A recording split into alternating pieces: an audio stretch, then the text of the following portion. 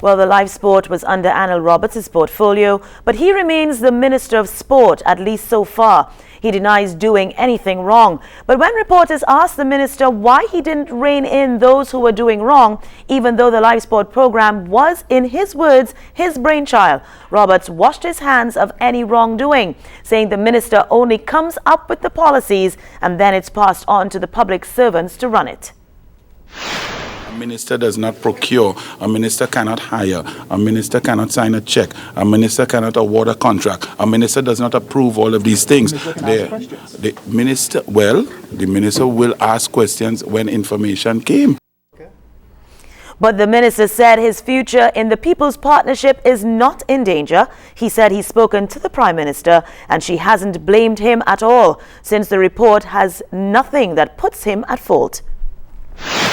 Strong, not and I will absolutely not. As I repeat, there are no terrorist links.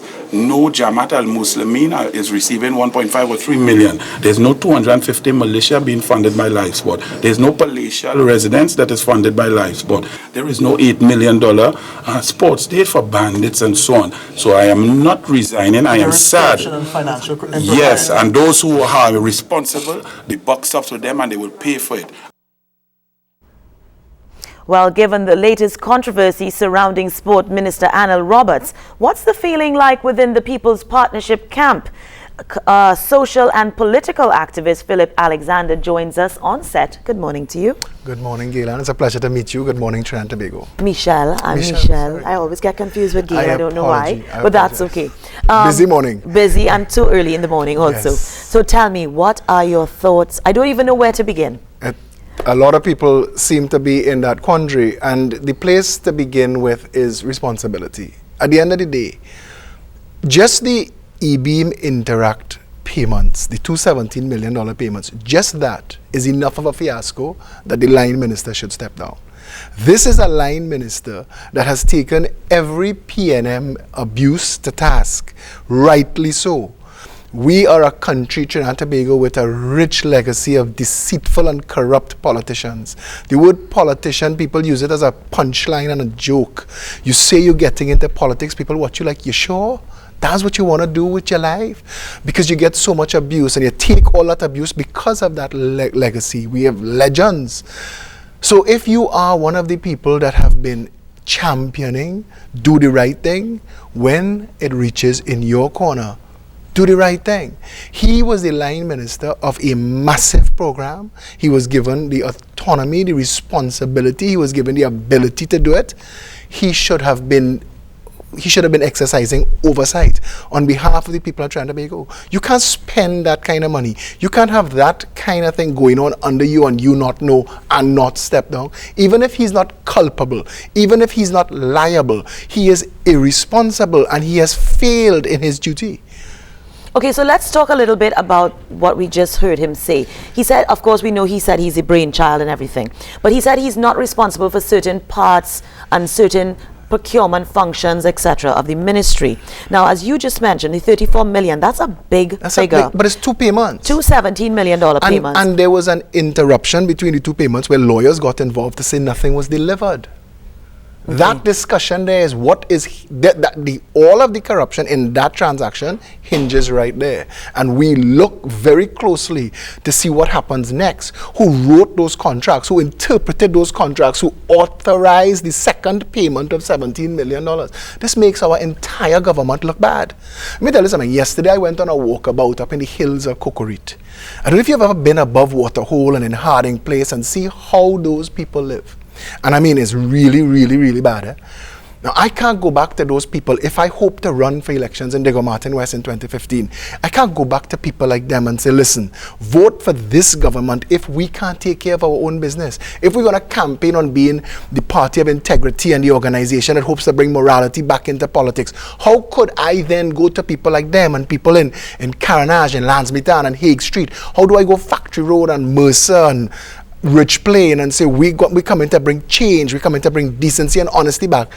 when we have a situation where one organization was paid $17 million twice to do nothing. Now, when I read the article in the Express yesterday, Mr. Daniel was saying that he had written to them and contacted them on several occasions, stating that a lot of things that he had requested were not delivered. Hence, the reason why whatever he was procured to do. So he didn't give his part. Right. Why make this a second payment? Nothing is done. Mr. Daniel has written you and said that you didn't live up to your part. What justifies the second payment? Okay, but then this is slightly different now from Rajay Ali.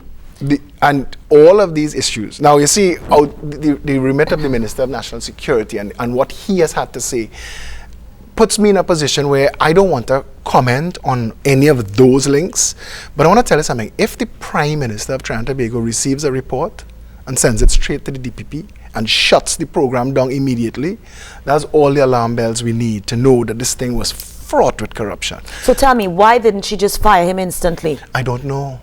I really do not know. And I have the greatest love and greatest respect for Kamala Prasad-Visesa and her judgment. But I want to say to her and the leadership of the People's Partnership this morning, we are on dangerous, dangerous ground. I am putting any political future I have with the People's Partnership on the line this morning because of this stance. But there are a lot of people in the partnership who are livid over this. People talking about abandoning the government. Yeah, but was it this only because of this? Because we had the Sasha Singh issue. Yeah, but look at the Sasha Singh issue. Former Minister Sharma has been vindicated. In fact, I hope he gets reappointed to a ministry now that he's been vindicated. Okay. He was tried in the media and punished in the media. And but he was immediately punished like a child. And look at Minister Ramadan Singh. Same. He sits in that parliament week in, week out. I watch him. I see what he posts on social media, working very hard for his people. The information that I have about the whole issue that led to his dismissal, I think it was a bit much that he was dismissed. But again, at the end of the day, he's going forward. And perhaps Minister Roberts need to look at his colleagues on that side on the backbench and realize that it's not a big loss to do the right thing and step down. Right now, Chandra Sharma is looking like a hero.